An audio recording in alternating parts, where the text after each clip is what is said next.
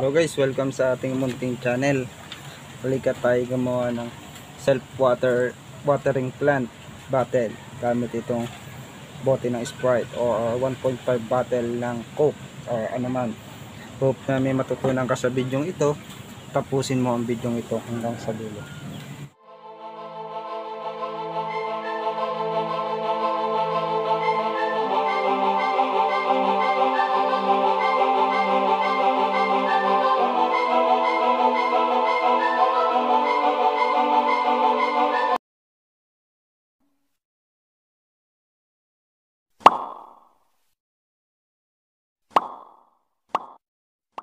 Hello guys, welcome sa ating munting channel. Halika tayo gumawa ng self-watering plant bottle. So guys, sa paggawa ng self-watering plant bottle is kailangan po natin ng 1.5 bottle ng Coke or kahit ano man. So ito guys is pinutasan na po natin na nakaraang araw dahil nag-experiment po tayo kung paano po lalabas yung tubig dito sa ating bote ng Sprite. So guys, may dalawang pong butas dito. Yung isa is dito, maliit na butas na kasing butas ng karayom, at yung palawa is ito, yung malaking butas na pagsusuksukan natin ng hose. So guys, ang iba pa nating requirements is itong PVC dahil ito yung mag-hold ng ating self-watering plant. Ganyan siya guys, no? Yan. Tapos itong hose kailangan natin. Yan guys, hose, kahit anong hose guys. Bali ito is hose ng nebulizer na ginamit ng anak ko nung meron siyang hika. Ngayon is wala nang hika yung anak ko at hindi na rin nagagamit at lumang luma na to, kaya ito yung gagamitin kong hose para sa self watering plant bottle. Ang pangalawa guys is yung tali. Lubid is itong nanduyan. Bali optional na lang to kasi hindi kayang i-hold ng ating PVC yung buong nito. Bali gagawin ko na lang siya ng paraan para ma-hold natin. Yan. Tapos yung pangalawa guys is kawayan or kahoy.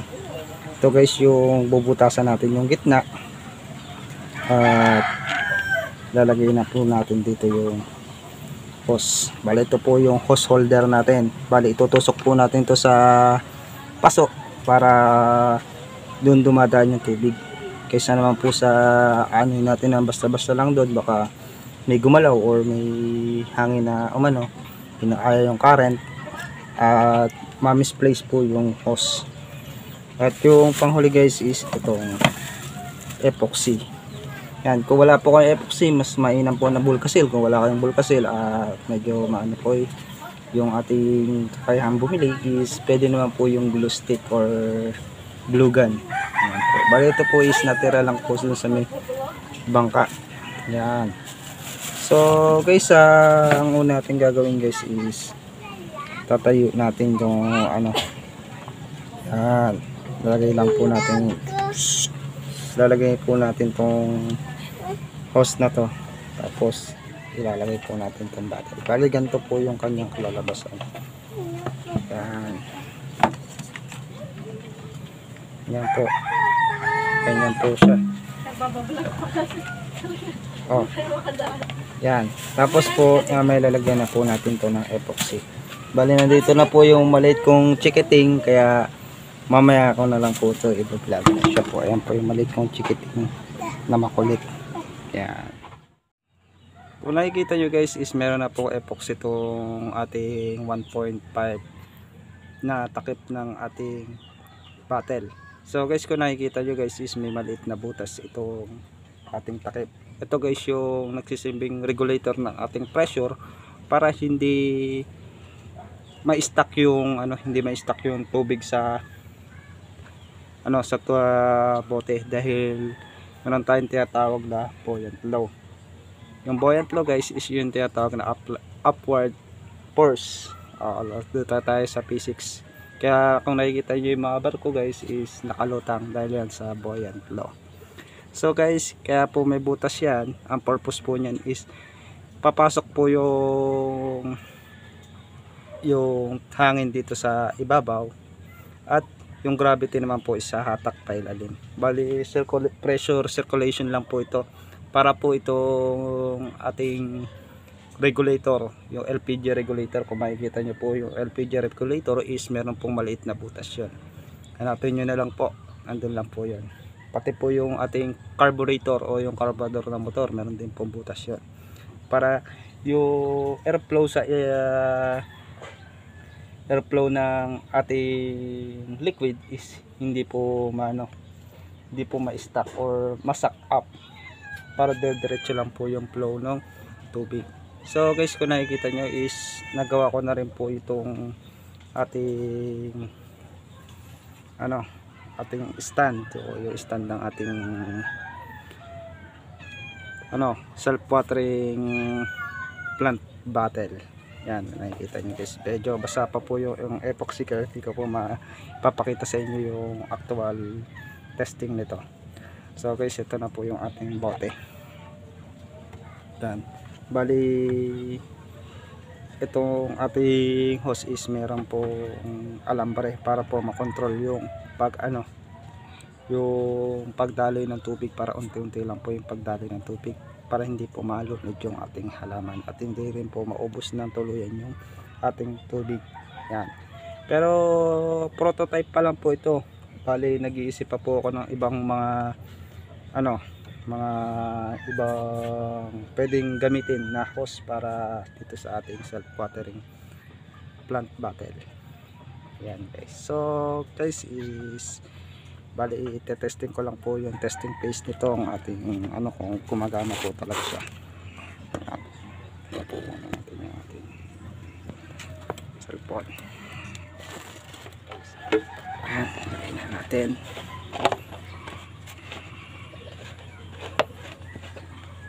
Palikpitan lang po natin mabuti yan guys. Basa pa po kasi epoxy, kaya hindi ko po maitusok sa halaman yung ating bamboo stick. Yan. Kaya tumutulo po siya. Okay lang po na tumulo lang po yan. Titigil lang po din po ulit sa pagtulo yan.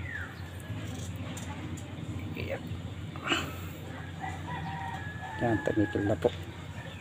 Bali may airflow po kasi ng tubig dito sa ating po yung tubig, yung ating yan po yung patak-patak na tubig ng ating self-watering plant bottle. Pala ito po yung nagkocontrol ng tubig. Yan. Yan po nakatali, nakaipit na po na yan. Tapos ito na po, tumigil na po yung tubig no, tulang tubig sa maliit na butas. Bali successful po yung ating ginawa. Dahil na po tumutulo yung tubig na yun is dahil po may na-stack up na hangin po dun sa ating sa ating bote o sa ating 1.5 bottle. Pag naubos po yung hangin nun at wala na po talagang hangin sa loob, yan po yung magiging titigil na po yung pag-agos ng tubig sa maliit na butas. Yan po itataas na po natin. Kung nakikita nyo, itataas natin, tumutulo po siya. Bali successful po yung ating ginawa. So guys, mamaya pag natuyo po yung epoxy is gagamitin po natin to o ilalagay na po natin to kung paano pala ito gumagana pag sa halaman na. So guys, mamaya na lang po pag natuyo yung ating marine epoxy. Pwede nyo rin po itong i-adjust kung gusto nyo malakas yung flow ng tubig. Tanggalin nyo lang po yung alambre. Kung gusto nyo po na mahina is ipitin nyo lang po na alambre. Depende po sa inyo kung gaano kahigpit yung pag ipit nyo ng alambre dito sa hose. Yan po. So maya maya na lang po natin guys ilagay ito sa halaman para makita po natin kung paano po talaga ito gumagana. So patuloyin po muna. Hello guys, bali ito yun na yung ating epoxy. Dito yung marine epoxy natin dito sa ating pinaglagyan, sa ating pinaglagyan ng hose, saka yung takip ng ating ng ating self-watering bottle plant. Kaya patawag ko dito sa kalokohan na to, sa prototype na ginawa natin. So guys, bali ito guys is i-set up na natin. Bali yung ating holder is di ko pa nagagawa dahil nag-aalaga pa ako ng mga anak kong makukulit, kaya next time kapag naayos na natin or nagamit ko na to sa kung paano magtanim ng pakwan. Bali magtatanim kasi ako ng pakwan guys. Ito yan, ito yung gagamitin ko sa pagtatanim ng pakwan. Medyo matakaw kasi sa tubig tong pakwan, kaya ito yung naisipan ko gawin para kahit pa paano tuloy dire-diretso yung pag ng tubig dito sa ating pakwan. Bali ito i-sample setup lang po ito para may idea po kayo kung paano natin gagawin ito. So guys, ang gagawin lang natin is itusok lang po natin to sa parte na sa parte ng halaman na gagamitan natin ito. Yan. Tapos ito guys is yung holder natin. Diyan natutumba yung ating holder natin, is lalagay lang po natin dito sa PVC. Pero itong PVC na to is hindi pa kasi nagagawa ng ayos, kaya disapit po kasi itong PVC na to. Pinag-iisipan ko pa kung paano ko ito gagawin ng disapit. Bali wala pa kasi ako guys na mga gamit. Yung sa duyan, ayan, yung sa duyan na inano ko sa ating first vlog is wala pang bali tinatawag na ako ng aking anak. So na guys na ilalagay na po natin dito. Setup, sample setup lang po ito guys, no? Bali hindi pa ito yung actual na setup natin. Ayan, mabit tayo ng talim ng aking mga nanay ko. Yan. Hindi ko napakailaman niya baka magalit sa akin. Yan. Yan. Tignan natin. Wala tayong taghawak ng ating ating cellphone. Hawak natin vlogs. Sariling sikap lang. Yan. Sikap lang tayo guys, sikap lang. Tapos ito guys, i-spot na po muna natin ito. Pansamantala lang po iyan ang gagawin. Yun po yung setup nya. Ito po nakog mga setup. Ayun na po natin na tumaas yung tubig. Yan. Gusto natin yung hose. Medyo mababa po ba tayo at pinaglagyan ng hose. Kailangan mataas-taas po yung paglalagyan. Okay, kaya na po natin siya dito. Isa mas mataas na parte, parang dito hindi na hose natin guys. Mapaglagay ng taas na parte guys, no? Hawakan ko na lang. Kaya bali hawak ko pa muna siya kasi dapat disabit to guys. Bali hindi ko pa nagagawa yung kanya picture disabit plan. Kung nakikita nyo guys, ito na siya. Yan. Happy.